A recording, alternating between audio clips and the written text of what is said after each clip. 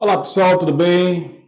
Mestre Marcos aqui falando, e o assunto de hoje é a seguinte questão: na igreja também tem amarração amorosa? Fica comigo no vídeo até o final, tá? Um vídeo curtinho só para poder explicar essa situação, você vai entender tudo. O que na igreja tem, que também na macumba tem, referente a rituais de amarração, prosperidade e muito mais, tá? Fica no vídeo até o final, tá bom?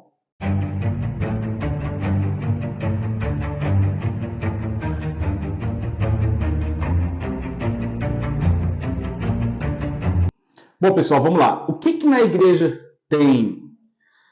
Primeiramente, eu quero especificar para vocês, explicar para vocês a seguinte questão, tá? Por que eu posso falar isso com toda a propriedade do mundo, tá? Aquela propriedade assim que muitos aí falam, mas não entendem, né? Eu posso falar e afirmar com todas as letras, porque eu fui sacerdote de uma igreja, tá? No qual passei 20 anos, tá bom?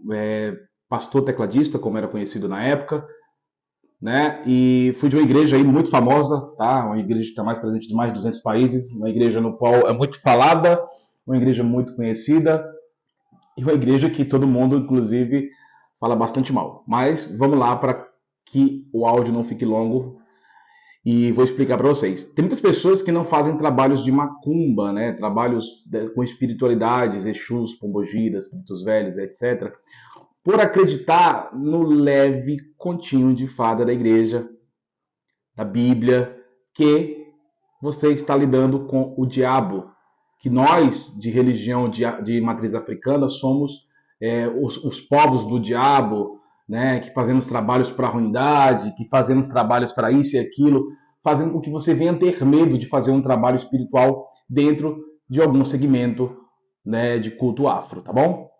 O que acontece?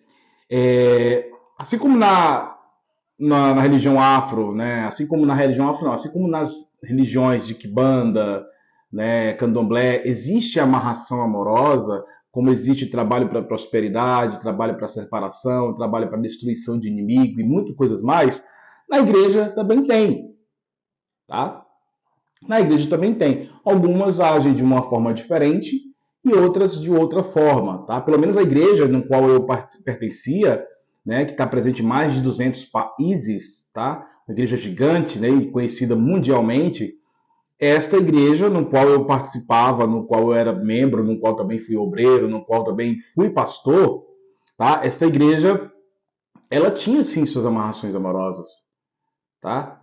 E muitas pessoas hoje não procuram um magista para fazer uma amarração amorosa porque muitos empregam aquela situação de que, mas vai retirar o livre-arbítrio da pessoa, então eu não vou fazer um trabalho de amarração para nenhum, porque eu quero a pessoa que ela venha naturalmente. Eu quero que ela venha com os pés dela, com a força dela, o desejo dela, e não através de magia, tá? Mas o pessoal entenda o seguinte, trabalho de magia, quando tem caminhos, quando a sua pessoa está no teu caminho, quando essa pessoa está no teu caminho, não tem problema nenhum. Você não vai lhe dar, tirar o livre-arbítrio dela, tá bom? E aqui eu vou explicar dentro das igrejas, que também tem essa questão de amarração, de separação, tá? Rituais desse tipo, tá bom? Obviamente na forma que eles falam, tá? Vamos lá, eu vou dar um exemplo lá de como que funcionava na igreja no qual eu fui 20 anos, tá bom? Tinha uma reunião dessa igreja voltada para amor, né? Conhecida como terapia do amor. Tá? O que estava sendo a igreja? Acontecia todo o culto, né? Toda a reunião da igreja, aquela coisa toda. E na hora do desafio, né, que o pastor vai falar, geralmente propósitos da igreja, que é chamado de propósitos, né? É, muitas vezes está um envelope já pronto ali com o nome. Propósito do tal de Moisés. Propósito do tal do discípulo tal. Então vai ter sempre essas palavras dentro do próprio envelope, na capa do envelope. Né? E o pastor vai chamar, ele faz isso, tá? Você que perdeu o seu marido, que seu marido foi embora de casa, que seu marido está com a amante, que seu marido está com outra mulher, que quer o seu marido de volta, você tem que ter, você que tem fé para isso, esse envelope para entregar na semana que vem, no próximo culto de terapia do amor, você que pode dar R$ 1.000, fazer um desafio com Deus, é assim que falava, tá? Fazer um desafio com Deus para que seu marido volte, e muitas pessoas iriam lá subir. E as pessoas subiam, pegavam o envelope, lembra que passava pelo altar, né? Pegava o envelope, e ali ela ia fazer o quê? Ela ia lutar por aquele dinheiro, ela ia batalhar por aquele dinheiro durante aquela semana, para que quando fosse no dia da terapia do amor do outro dia, né, da outra semana, ela subir no altar na hora que o pastor falar assim, você que está trazendo suas ofertas, você que está naquele envelope lá do desafio, né, para trazer seu marido de volta, tá?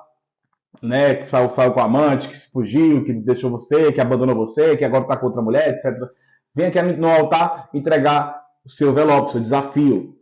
Pronto, show de bola. A pessoa vai lá, subiu. O que ela fez ali? Ela simplesmente fez uma amarração amorosa.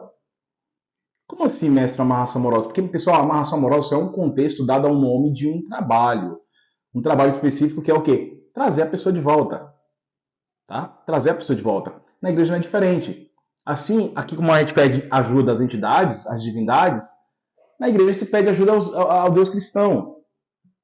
Tá? Ah, mas aí, beleza. Então, a pessoa vai, como eu tenho pessoas, amigos meus, né, de igreja, pastores, inclusive obreiros, etc., e membros, que conseguiram, sim, trazer seus amores de volta através de propósitos da igreja. Funciona? Funciona para alguns e para outros não. Tá bom? Então, o que acontece? Essas pessoas, elas estão muito felizes, inclusive, outras já se separaram novamente, etc. Tá? Mas o que está acontecendo? Deus tirou o livre-arbítrio então da pessoa? Porque se aquela pessoa fez um propósito com Deus, um desafio com Deus, para que ela viesse dar o melhor dela ali no altar, e Deus trazer aquilo que é o pedido dela, que era o marido de volta, independente se ele estava com outra mulher ou não, aí se encaixa num trabalho de separação, porque se ele estava com outra mulher, aquele trabalho, aquele envelope vai servir como ritual de separação, porque ele vai se separar da mulher no qual ele está, vai servir como um ritual de amarração, que ele vai trazer a pessoa de volta para você. E a história do livre-arbítrio, onde ficou? Deus separou aquele casal para unir novamente a você. Isso acontece na igreja, literalmente. Tá? Nas segundas-feiras, reunião de prosperidade, é empregado envelopes e desafios para que você venha ter uma vida financeira abundante.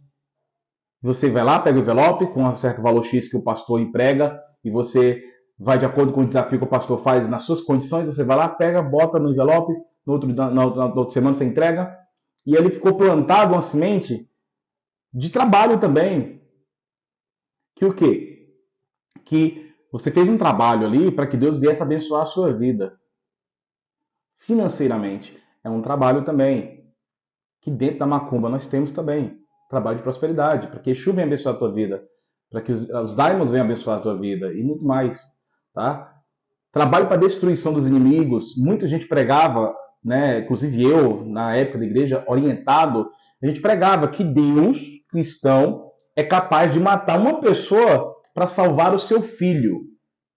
Ou seja, Deus era capaz de matar um pecador, de um ímpio, de uma pessoa que não era da igreja, literalmente falando, para salvar seu filho, para dar uma chance para o seu filho. Ou seja, moral da história, melhor o meu filho aqui dentro da igreja firme comigo do que uma pessoa que não está na igreja. Então, Deus é capaz de matar, é o que a gente pregava, e realmente ele é capaz de matar para salvar seu filho. Dentro da Kibanda, dentro das religiões de culto afro, também tem isso. As entidades é capaz de matar para salvar nós, filhos. Tá bom?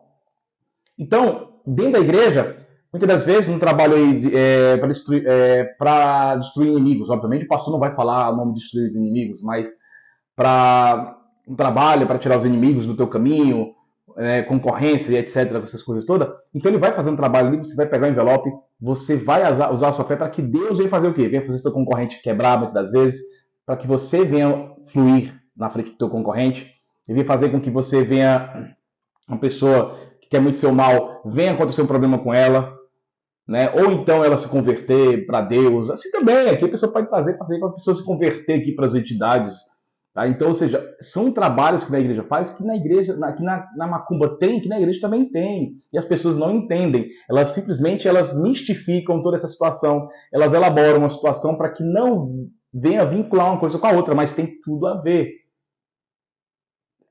Na igreja tem trabalho de amarração, na macumba tem. Na igreja tem trabalho de prosperidade, na macumba tem. Na igreja tem trabalho de separação, na macumba tem. Na igreja tem trabalho de destruição, literalmente falando, mas sem as palavras de destruição, mas na macumba também tem. E na igreja tem vários propósitos de trabalhos que também na macumba também tem. Tá? Isso tanto literalmente na igreja pentecostais, no qual também já fui, como na igreja no qual fui presente durante 20 anos.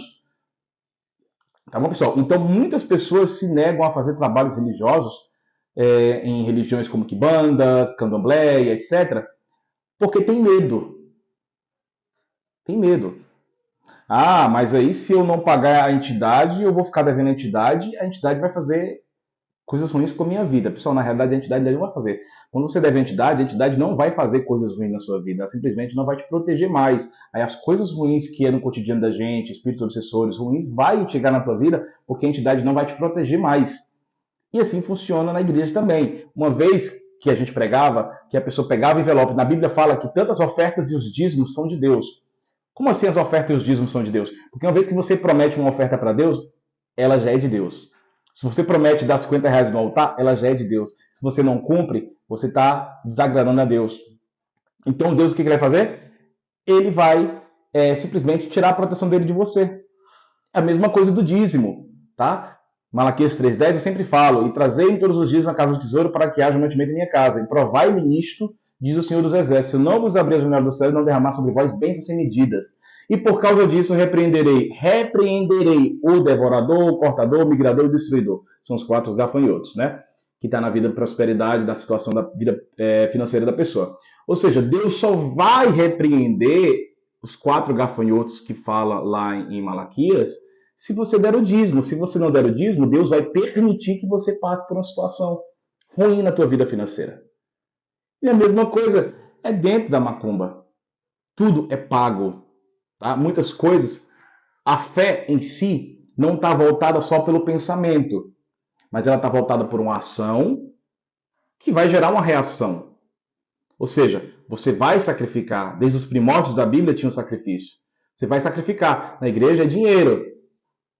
Dentro da macumba, né? Literalmente estou falando termo macumba, pessoal, para abranger tudo, tá bom? Mas na macumba também é dinheiro. Só que na macumba a gente usa o elemento dinheiro para a gente comprar materiais para fazer um ritual. Na igreja não, na igreja o único ritual dela é o envelope que ela dá lá, que ela gasta centavos ali com o envelope e você botou o dinheiro e pronto. Tá? Vai servir para custear o quê? A ajuda de custo dos pastores, vai servir para a luz da igreja, para a água da igreja, para pagar funcionário, e aqui também é a mesma coisa. Vai servir para ajuda de custo do sacerdote, vai servir para pagar água, para pagar luz, para pagar funcionários, também é a mesma coisa.